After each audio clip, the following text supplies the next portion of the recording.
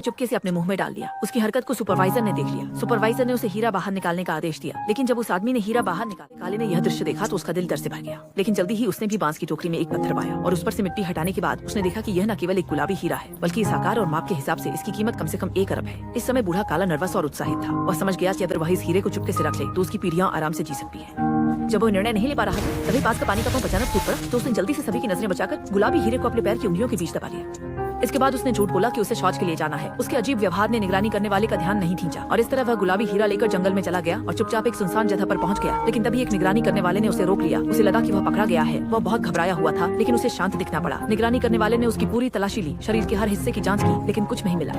इसके बाद बूढ़ा काले एक खाली जगह पर आया और बर्ताव करने का नाटक किया। जब उसने देखा कि चारों ओर कोई नहीं है, तो उसने सावधानी से अपने पैर के नीचे से गुलाबी हीरा निकाला और उसे दिलचस्पी से देखने लगा। ये सोचकर कि अब उसे जिंदगी में कभी काम नहीं करना पड़ेगा, उसका दिल खुशी से भर गया। फिर उसने अपनी पैंट के पांचे का कपड़ा फाड़कर गुलाबी हीरे को लपेट लिया। फिर उसने जमीन में एक गड्ढा खोदा और पिंक डायमंड छिपाने की तैयारी कर ही रहा था कि तभी एक पिस्तौल उसके सिर पर तान दी गई। असल में उसे एक और निगरानीकर्ता ने पकड़ लिया था। वह फंस गया था। निगरानीकर्ता ने उसे हीरा सौंपने का आदेश दिया, लेकिन जैसे ही वह हीरा देने वाला था, निगरानीकर्ता के पास अचानक बड़ा धमाका हुआ। असल में स्थानीय सेना ने उन्हें ढूंढ लिया था। जैसे ही उसने देखा कि निगरानीकर्ता गंभीर रूप से घायल हो गया है, वह तुरंत मौके का फायदा उठाकर भाग गया। फिर उसने सूखी टहनी के पास फिर से एक गड्ढा खोदा और जल्दी से हीरे को उसमें दफना दिया। उसने जैसे ही दफनाया, एक समूह सैनिकों ने उसे घेर लिया और उसे जेल ले गए। रास्ते में वह बार-बार पीछे मुड़कर देखता रहा, उम्मीद करते हुए कि एक दिन वह इस हीरे को ले सके।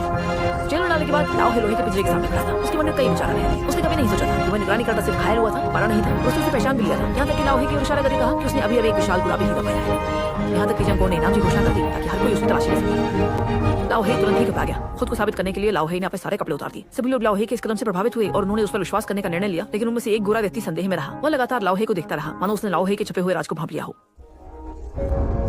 हीरा कहाँ है? हीरा कहाँ है? क्या तुम्हें हीरा दिख रहा है? हाँ, अपने ऊपर कोई हीरा नहीं छुपा है, ये साबित करने के लिए इस बूढ़े ने सबके सामने अपने कपड़े उतार दिए। सभी ने बूढ़े पर विश्वास करने का निर्णय लिया, लेकिन यह सब देखने के बाद छोटे ली को कुछ गड़बड़ लगी।